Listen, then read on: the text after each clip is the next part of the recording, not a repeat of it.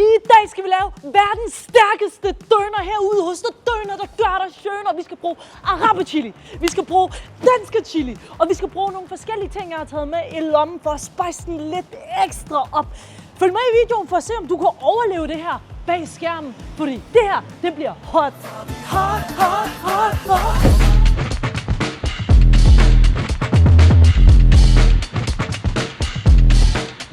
Nu står vi så om bag VIP-kulisserne af der, hvor magien sker. Hvis det her var det der program, hvor det er, man kommer ind, hvad er det hedder, det der, hvor man siger, this is my mansion, så vil jeg sige, this is my mansion, døner mansion. Og nu, når vi skal til at lave den her verdens stærkeste døner, så skal jeg selvfølgelig have selveste araber-chili, mine damer og herrer. Jeg har altså en rigtig sjov historie om det her araber-chili, jeg fortæller meget snart senere i videoen. Og selvfølgelig dansker-chili, mine damer og herrer.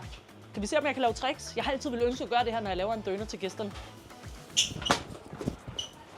Cut det ud, og så er vi nået til cayennepeber. Bah! Hedder det cayennepeber eller cayennepeber? Skriv i kommentarfeltet. Jeg er ikke helt sikker, men det er i hvert fald stærkt. Hej! Tak, jeg tager det der.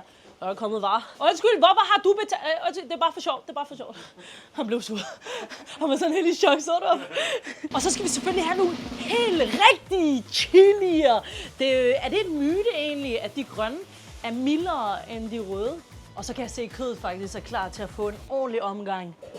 Barbering! Mugi, where's the bread? Yes. Out? Okay. Vi venter lige på, at brødet kommer. Vi har selveste Mugi med os forbi. Hun røg hurtigt forbi, hva'? Fordi hun er hurtig som lynet. Jeg er kun hurtigt ansatte her hos The Döner. Imens skal vi altså lige skære lidt af det her lækre oksekød direkte fra spydet.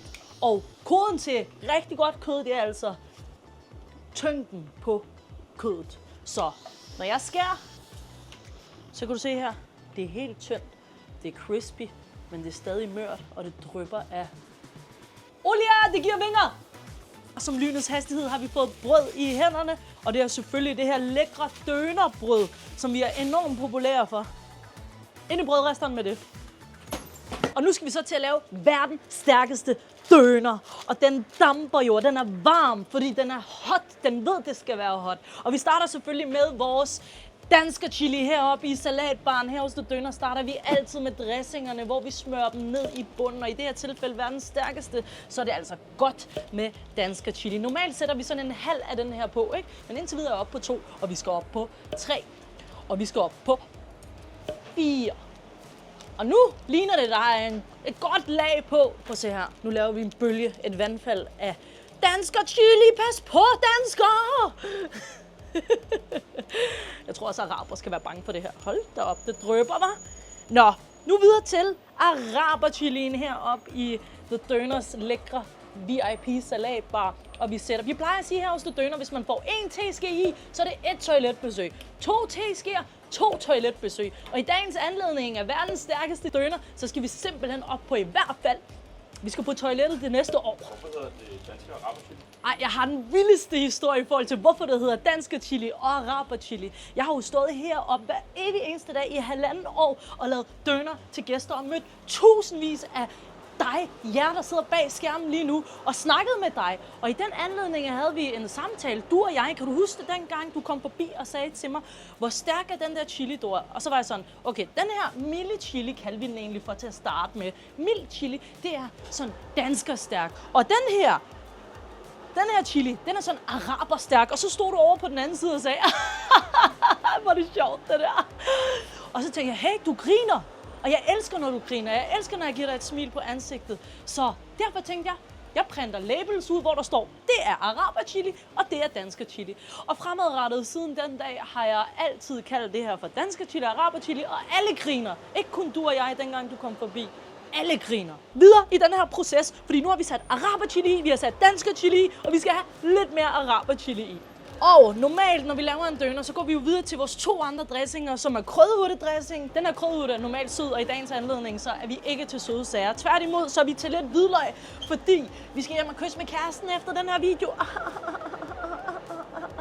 Lidt hvidløg kan vi godt tåle, ikke? Der skal jo lidt andet smag i end chili. Og så går vi videre til vores tyndskårede oksekød, som kommer direkte fra spydet. Og fordi at vi skal have verdens stærkeste døner i dag, så skal der lidt ekstra kød i dagens anledning. Fordi vi skal have lidt ekstra chili i os. Skal vi have grøntsager i? Er det ikke lidt kedeligt, når det er verdens stærkeste døner, vi skal have grøntsager i? Jo, jeg ved godt, vi skal have grøntsager. Undskyld, det er et dumt spørgsmål. Vi skal have jalapenos i!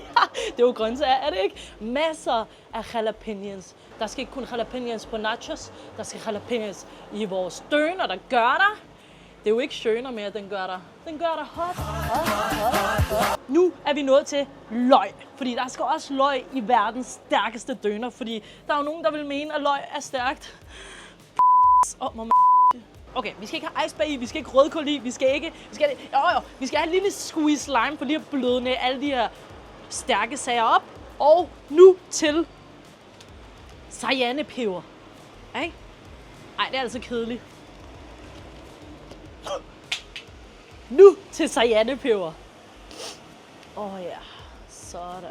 Lige så vel som vi har sat danske chili og araber-chili i bunden, så skal vi altså også have det i toppen. Og det får man altså også i en normal døner hos os. Men bare roligt, ikke lige så meget som der er i den her døner. Jeg har faktisk en rigtig sjov historie også omkring en pige, der kommer forbi og køber døner hos os ret tit. Hun hedder Chili-pigen her internt i blandt vores kollegaer. Fordi når hun siger, hun vil have chili i, så siger hun mere. Og venner, hun er altså 14 år. Hun går til ballet, og så kommer hun efter ballet og kommer her og får en døner med så meget chili. Og hun siger mere, og jeg svæver på alt. Vi bruger hele den her.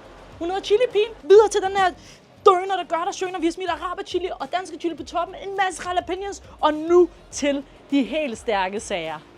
Skal de choppes og lidt drysses, eller skal vi bare sige gul lys, grønt lys, rødt lys? Jeg tør godt at tage en bid af den her. Skal vi gøre det?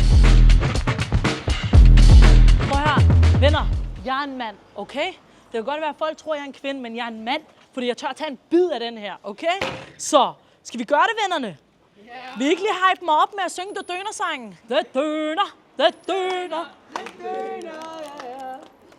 Hver gang vi går ind i The Døner.